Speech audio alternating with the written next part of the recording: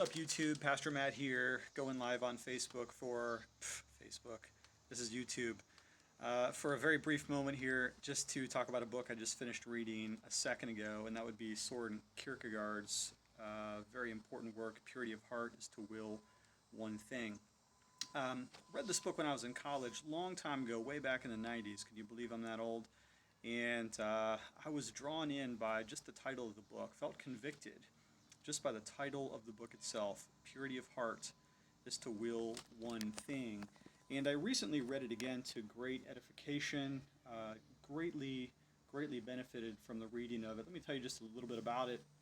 Show it again real quick here by Soren Kierkegaard. Kierkegaard is a Danish Lutheran existentialist philosopher. You got that?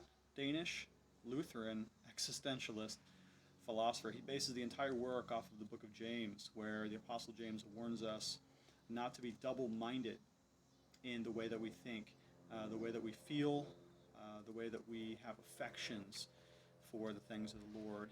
And Kierkegaard takes on this idea of being double-minded, and he essentially argues that the true believer is one who truly wills one thing, and what he calls that one thing is to will the good in truth. And you do have to go through the work a little bit to figure out what the good of truth is. And towards the end of the book, you realize, of course, that he's talking about seeking the Lord with one's entire heart, mind, soul, and strength.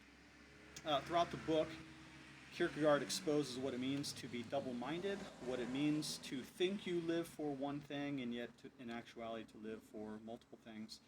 Towards the end of the book, he argues that each one of us must exist as an individual who one day is going to go into eternity, in which every thought of our heart, every action of our lives is going to be called into judgment. And let me just read off some of the chapter headings for the book, and I think you'll get the idea of what he's talking about. He says, we do not will one thing if we are living for the reward disease. In other words, if I try to do one thing, but I'm really doing it, even if it's good, for the sake of personal reward, then that's not truly willing one thing. That's actually being double-minded, as the apostle warns us not to. He says we're not willing one thing if we will out of fear of punishment. Again, even if I do what is good and right, yet if I do the good in truth, merely out of fear of being punished for not doing it or for failing to do it, then I'm not truly willing one thing. Another barrier to willing one thing, egocentric service of the good, commitment only to a certain degree. If I do the good but I'm only willing it so far as it doesn't cost me anything, then I'm not truly willing one thing. He talks much of suffering and how suffering exposes the true motives of the heart. And towards the end of the book, he summons the listener to respond with his or her life, again calling eternity to mind, as eternity being the one thing that will truly sift out our motives as God judges us with all comprehension and exhaustively. So I'd recommend this book to you. Here's the one that I got online, bought it on Amazon.com. I'll provide a link for this book in the description of this video. Toggle down right there. There's the Amazon link. It'll be there. I promise it will.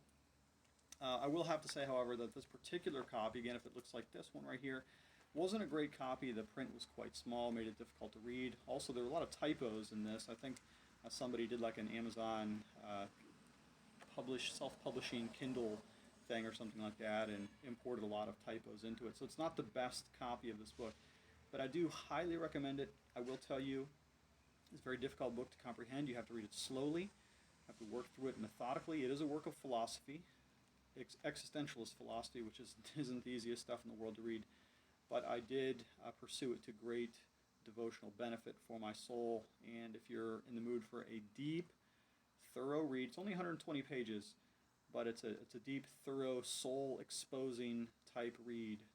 You can do not much better than Soren Kierkegaard's Purity of Heart is to Will One Thing. All right, well, thanks for checking in on me on this really brief, easy, live YouTube, not Facebook video. Hope to see you more on some of my book, Bible, and other reviews in the future. All right, check you later. Love you lots. Talk to you soon.